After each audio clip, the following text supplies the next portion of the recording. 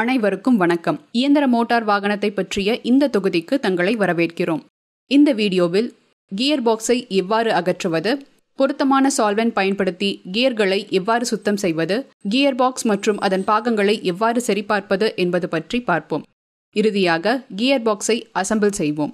இந்த வீடியோவின் முடிவில் நீங்கள் கியர் பாக்ஸை அகற்றவும், பொருத்தமான சால்வெண்டை பயன்படுத்தி கியர்களை சுத்தம் செய்யவும், கியர் பாக்ஸ் மற்றும் அதன் பாகங்களை சரிபார்த்து பின்பு அசெம்பிள் செய்யவும் உங்களால் முடியும்.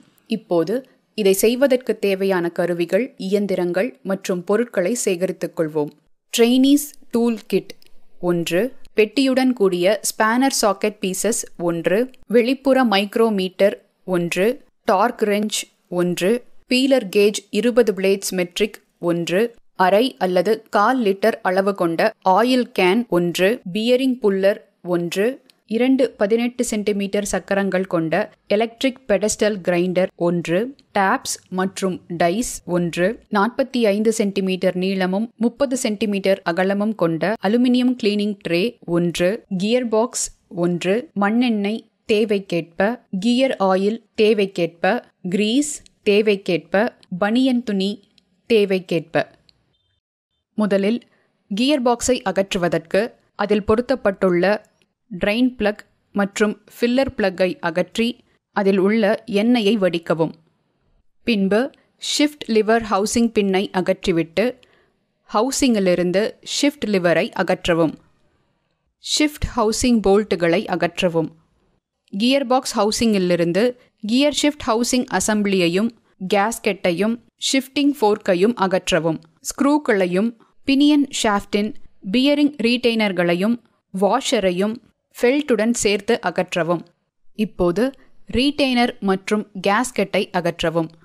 லாக் பிளேட்டை கவுண்டர் ஷாஃப்ட் மற்றும் ரிவர்ஸ் ஐலர் கியர் ஷாஃப்டின் பின்புற முனையில் வெட்டப்பட்டுள்ள ஸ்லாட் வழியாக வெளியே அகற்றவும். பிராஸ் ட்ரிஃப்டை பயன்படுத்தி கவுண்டர் ஷாஃப்டை வெளியே எடுக்கவும். கவுண்டர் ஷாஃப்ட் கியர் செட்டை கியர் பாக்ஸ் ஹவுசிங்கின் அடிப்பகுதியில் இறக்கவும்.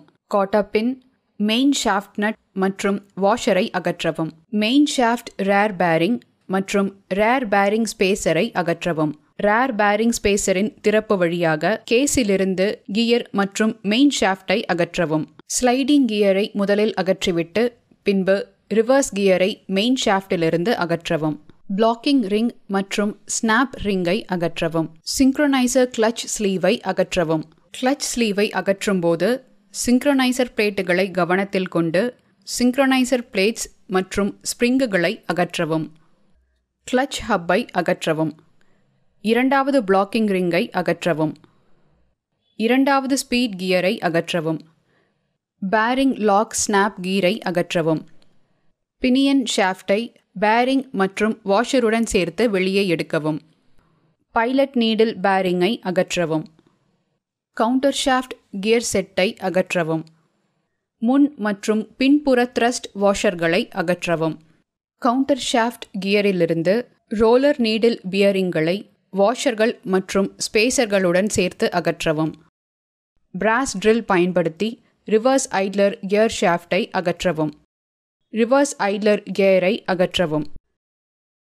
கியர் ஷிஃப்ட் ஹவுசிங் அசம்பிளியை பிரிக்க இன்டர்லாக் பிளஞ்சர்கள், ரெயில் கேப்கள், பாப்பெட் பால்ஸ் மற்றும் spring, shifting fork lock pins, shifting ரெயில்கள் மற்றும் ஷிஃப்டிங் ஃபோர்க்ஸ் ஆகியவற்றை அகற்றவும். கியர் பாக்ஸ் ஹவுசிங்கை கிளீனிங் சால்வெண்ட் கொண்டு உள்ளேயும் வெளியேயும் நன்கு கழுவவும். அனைத்து மூலப்பொருட்களையும் ஒரு கிளீனிங் சால்வெண்ட் மூலம் சுத்தம் செய்யவும்.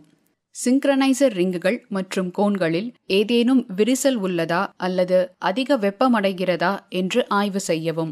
சிங்க்ரனைசர் கிளட்ச் ஸ்லீவ் மற்றும் டாக் டீத் சேதமடைந்துள்ளதா என ஆய்வு செய்யவும். ஹப்கள் மற்றும் ஸ்ப்ளைன்கள் சேதமடைந்துள்ளதா, மெயின் ஷாஃப்டில் சுலபமாக இயங்குகிறதா என்று ஆய்வு செய்யவும். சிங்க்ரனைசர் ஷிஃப்டிங் பிளேட்களில் ஏதேனும் சேதம் உள்ளதா, சீலிங் செய்யப்பட்டுள்ளதா என்று ஆய்வு செய்யவும். பிளாக்கிங் ரிங்குகள் அதிக வெப்பமடைந்துள்ளதா, தேய்மானம் அல்லது விரிசல் உள்ளதா என்று ஆய்வு செய்யவும். ஹப் ஸ்னாப் ரிங்கில் சரியான டென்ஷன் மற்றும் சீட்டிங் உள்ளதா என்று ஆய்வு செய்யவும். டிரான்ஸ்மிஷன் கேஸ், பேரிங் மற்றும் எல்லா கியர்களிலும் விரிசல், சேதம் மற்றும் அதிகப்படியான வெப்பம் உள்ளதா என்று ஆய்வு செய்யவும். மெயின் ஷாஃப்டில் கியர்கள் தடையின்றி நகர்கிறதா என்று சோதித்து புஷ்களில் சேதம் இருக்கிறதா என்று பார்க்கவும். டிரான்ஸ்மிஷன் கேஸில் உள்ள ஷாஃப்ட் போஸில் விரிசல் அல்லது சேதம் இருக்கிறதா என்று பார்க்கவும். Main shaft spline, counter shaft board மற்றும் மெயின் ஷாஃப்ட் டிரைவில் சேதம் உள்ளதா என்று பார்க்கவும். Counter gear set, counter shaft மற்றும் ரிவர்ஸ் ஐலர் கியர் ஷாஃப்ட்களில் சேதம் உள்ளதா என்று பார்க்கவும். புஷ் மற்றும் ரோலர் பேரிங்ஸில் விரிசல், சேதம் மற்றும் அதிகப்படியான வெப்பம் இருக்கிறதா என்று பார்க்கவும். கியர் பாக்ஸை அசெம்பிள் செய்வோம். ரிவர்ஸ் ஐலர் கியர் மற்றும் ஷாஃப்ட் ஆகியவற்றை கேஸில் அசெம்பிள் செய்யவும். அதை பொருத்தும்போது ஐலர் கியரின் கேம்ஃபர்ட் பக்கம் ஸ்லைடிங் கியரை எதிர்கொள்கிறதா என்பதை உறுதிப்படுத்தவும். சரியாக லாக் ஆகிறதா என்பதை உறுதி செய்ய ரிவர்ஸ் கியர் ஷாஃப்டில் உள்ள ஸ்லாட்டுகளை சீரமைக்கவும். கவுண்டர் ஷாஃப்ட் கியர் செட்டை அசெம்பிள் செய்வோம். ஸ்பேசரை கவுண்டர் ஷாஃப்ட் கியரின் ஹப்பில் பொருத்தவும். ஸ்பேசரின் ஒவ்வொரு முனையிலும் வாஷர்களை வைக்கவும். அதன் ஒவ்வொரு முனையிலும் புஷ் நீடில் பேரிங்களை வைக்கவும். வாஷர்களை இரு முனைகளிலும் சேர்த்து நீடில் பேரிங் உருளைகளை தள்ளவும். இறுதியாக இரு முனைகளிலும் மேலும் ஒரு வாஷரை வைத்து அசெம்பிளியை முடிக்கவும். கவுண்டர் ஷாஃப்ட் கியர் செட்டை கியர் பாக்ஸ் ஹவுசிங்கின் அடிப்பகுதியில் வைக்கவும். கியர் ஹவுசிங்கில் பெரிய கியர் பினியன் ஷாஃப்டை எதிர்கொள்கிறதா என்பதை உறுதிப்படுத்தவும். முன் மற்றும் பின்புற த்ரஸ்ட் வாஷர்களில் கிரீஸ் தடவி கியர் பாக்ஸ் ஹவுசிங்கில் அதற்கேற்ற இடங்களில் வைக்கவும். 2 சிங்க்ரோனைசர் ஸ்ப்ரிங்குகளை ஹப்பில் எதிரெதிர் ஸ்ப்ரிங் டென்ஷனுடன் நிறுவவும். ஸ்ப்ரிங்கின் முனைகளை ஹப்பின் ஸ்லாட்டுகளில் வைக்கவும். கிளட்ச் ஹப்பில் உள்ள 3 ஸ்லாட்டுகளில் 3 சிங்க்ரோனைசர் ஷிஃப்டிங் பிளேட்டுகளை பொருத்தவும். பிளேட்டின் மென்மையான பக்கம் வெளிப்புறமாக இருக்கும்படி பார்த்துக்கொள்ளவும். கிளட்ச் ஸ்லீவை கிளட்ச் ஹப்பின் மேல் சொருகவும். மெயின் ஷாஃப்டில் 2வது ஸ்பீட் கியரை நிறுவவும். அதன் டாக் டீத் கியர் பாக்ஸ் ஹவுசிங்கிற்கு முன்புறம் இருப்பதை உறுதிப்படுத்தவும். கியர் பாக்ஸ் ஹவுசிங்கின் முன்புறத்தை நோக்கி 2வது ஸ்பீட் கியரில் தடுக்கும் வளையத்தை வைக்கவும். சிங்க்ரோனைசர் பிளேட்டுகள் பாதிக்காத வண்ணம் கிளட்ச் ஹப்பை கிளட்ச் ஸ்லீவுடன் மெயின் ஷாஃப்டின் முன்புறத்தில் பொருத்தவும். கிளட்ச் ஹப் ஸ்னாப் ரிங்குகளை பொருத்துவதன் மூலம் ஹப்பை மெயின் ஷாஃப்டுடன் லாக் செய்யவும். கேஸில் உள்ள மெயின் ஷாஃப்டின் முன்முனையை பின்புற பேரிங்கின் நுழைவு வழியாக அனுப்பி மெயின் ஷாஃப்டில் குறைந்த மற்றும் ரிவர்ஸ் ஸ்லைடிங் கியரை இணைக்கவும்.